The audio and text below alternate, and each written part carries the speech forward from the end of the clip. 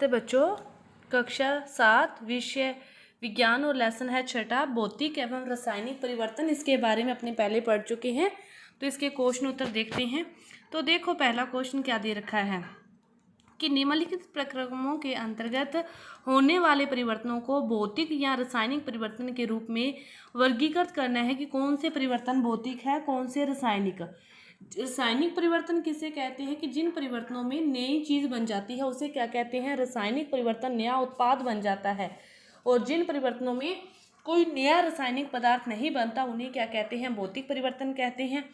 अब भौतिक परिवर्तन प्रकाश संश्लेषण की क्रिया के दौरान क्या बनता है, भोजन बनता है, तो ये कौन सा परिवर्तन हो गया, रासायनिक परिवर्तन।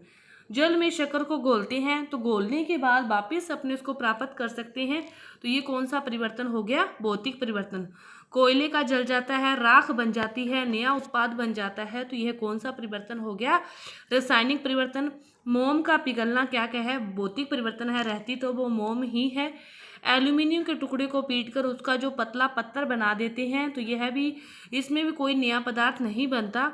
भोजन का पाचन हो जाता है, भोजन भोजन नहीं रहता, तो ये कौन सा परिवर्तन हो गया, रासायनिक परिवर्तन हो गया।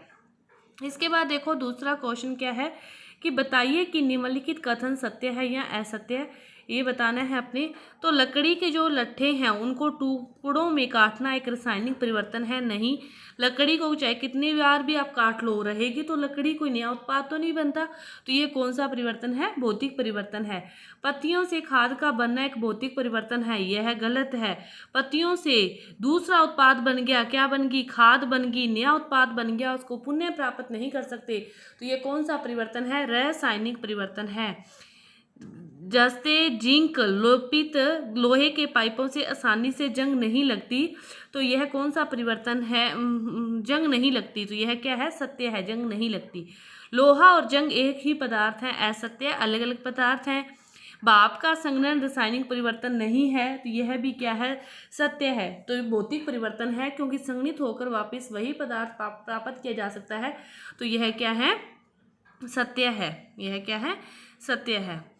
तो इसके बाद देखो तीसरा है रेगिस्तानों की पूर्ति करना कि जब कार्बन डाइऑक्साइड को चूने के पानी में प्रवाहित किया जाता है तो यह कैल्शियम कार्बोनाइट बनने के कारण CaCO3 बनने के कारण इसका जो पानी का रंग है वो दूधिया हो जाता है।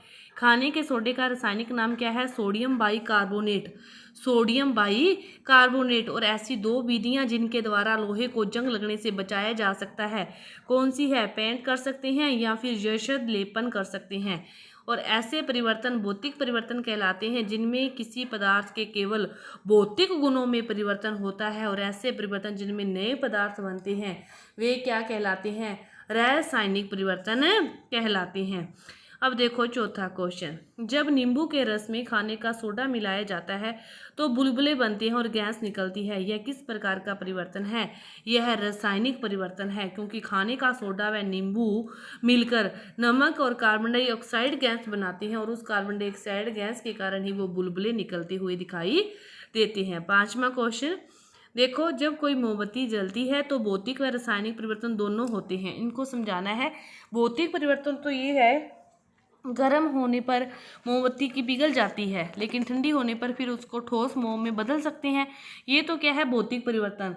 लेकिन रासायनिक परिवर्तन क्या है कि जो लोह के पास का मोम जलता है और कार्बन डाइऑक्साइड, कार्बन कालिख, जल वाष्प और गर्मी के प्रकाश जैसे नए पदार्थ देता है, तो ये कौन सा परिवर्तन, दोनों ही परिवर्तन उत्पन्न होते हैं। इसके बाद देखो छठा क्वेश्चन कि आप कैसे दिखाएंगे कि दही का जमना एक रासायनिक परिवर्तन है। दही का जमना रासायनिक परिवर्तन है क्योंकि दही जमने के बाद उसमें दही के गुण नहीं रहते, उसमें दही के गुण, दूध जमता है तो उसमें दूध के गुण न रहकर दही बन जाता है, दूध के स्वाद से वो अलग हो जाता है, नया पदार्थ बन जाता है, फिर दही से अपने मक्खन और लस्सी को प्राप्त करते हैं, तो ये सारे परिवर्तन क्या है, रासायनिक परिवर्तन है। इसके बाद देखो सातवां क्वेश्चन की समझाइए कि लकड़ी के जलने और उसे छोटे छोटे टुकड़ों में काटने में दो भिन्न प्रकार के परिवर्तन क्यों माने जाते हैं।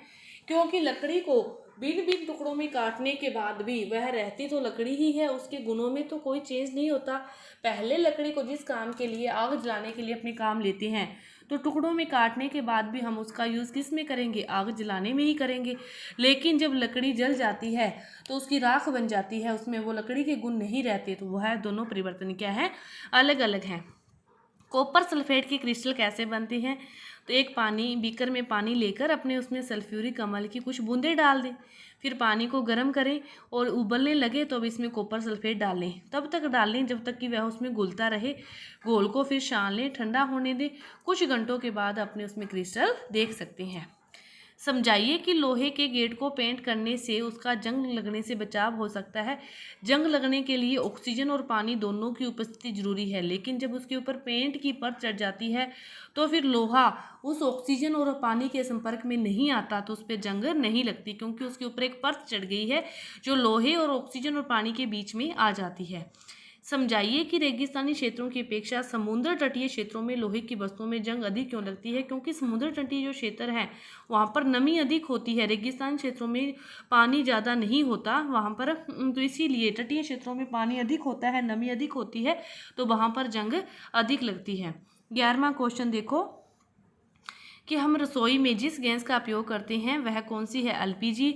सिलेंडर में एलपीजी द्रव रूप में होती है और सिलेंडर से बाहर आते ही जो एलपीजी है वो किस रूप में आ जाती है, गैस रूप में जलती है। तो यह निम्न कथनों में परिवर्तन सही कथन कौन सा है, तो इसमें क्या है, जो प्रक्रम बी है, परिवर्तन ए होता है, गैस में परिवर्तित हो जाती है और फिर यही गैस जलती है, तो परिवर्तन बी होता है। जब गैस जलती है तो उसमें नया उत्पाद बनता है, तो वह कौन सा परिवर्तन होगा, रासायनिक परिवर्तन होगा। 12वां क्वेश्चन देखो, 12वां क्वेश्चन क्या दे रखा है कि अवायवीय जो जीवाणु हैं जैविक अपशिष्ट पदार्थों को अपघटित कर जैव गैस बनाते हैं, फिर जो जैव गैस है वो ईंधन के रूप में जलाई जाती है। पहला परिवर्तन ए है जब जैव गैस बनाते हैं, बी परिवर्तन क्या है, जब उसको जलाया जाता है। तो इन कथनों में परिवर्तनों से संबंधित जो सही कथन है उसको चुनना है।